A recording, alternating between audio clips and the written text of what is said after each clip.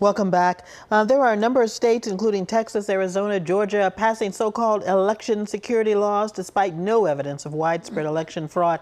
Critics say they unfairly target voters of color. And we haven't seen any similar proposals here in Massachusetts, but let's talk about the legislative impact this could have here, if any. Professor O'Brien. You know, if it can motivate voters, I think because it's an off-year election, there's not a presidential top of the ticket race.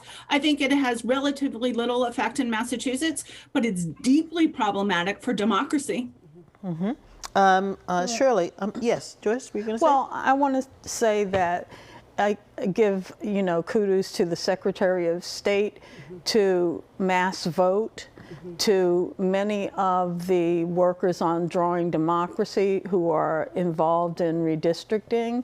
And I just think that it's not going to happen here. The early voting, now that it's being made like standard, that's going to be a plus. It's not just going to be a plus for democracy, but hopefully motivate people to come out, because they didn't come out this time, even with the early vote. But again, as Ellen said, Erin says, it's really a different beat here. Secretary of State Galvin, along with the organizations that you mentioned, Joyce, seem to be going the other way and trying to make it easier for people to vote here. Shirley?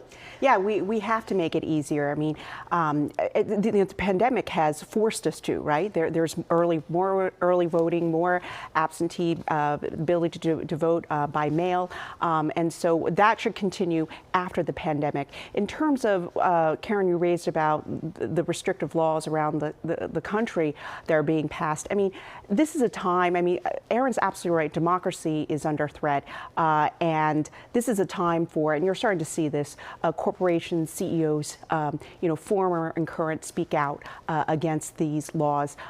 This is not about politics. This is about democracy under attack. So we want voters in Massachusetts, should voters in Massachusetts be more energized and motivated to exercise their right to vote? Yes. Yes. Erin, yes. Yes. A definitive yes. Yes at the same time. Yeah. Don't take it for granted, right? No. Yes. Indeed. This is a Massachusetts success story. I will say, I critique Massachusetts where it needs critique, but in the last 10 years, we've gone from 30th, 33rd amongst the states in terms of ease of voter access. We're now in the top 10. Yeah. And I challenge Massachusetts, if we really want to cut into inequality in turnout, which is part, though not all, of what we're talking about with communities of color, we need same-day voter registration. That's the next step here in Massachusetts. Absolutely. Let me ask you about something that's going to be on the ballot. Question 1 on the ballot in Boston: ask voters if they want to amend the city charter and give the city council more power over how the city spends its money. What does this mean? Why is it important for residents to pay attention to that ballot question?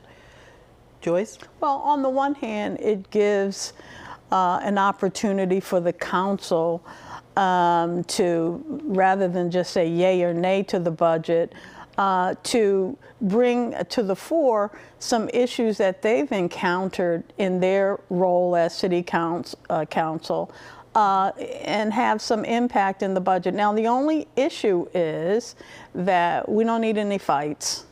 But it's a way to balance some of the power between the mayor and the city council, right, Shirley? Exactly. Right, but of course, we're doing this at a time when we're going to have the first elected woman mayor, and you're going to take power away from her. That's true. No, let's wait. Let's give her the budget. Let her take a shot at it before we change the laws. I like that. Okay. All right.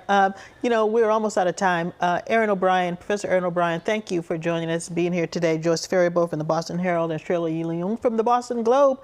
Thank you all for joining us. A study conducted by professors at Harvard and BU found the lack of access to a car is a big obstacle to voting and decreases voter turnout. So for the second year in a row, Blue Cross Blue Shield is offering free, unlimited 2-hour trips from any of the more than 400 Blue Bike stations across the system, including Boston. Just download the Blue Bikes app on your mobile device and choose Get a Pass. Thanks so much for watching, everybody. Make sure you go to the polls and make sure your vote is counted. Take care. Be well. Bye-bye.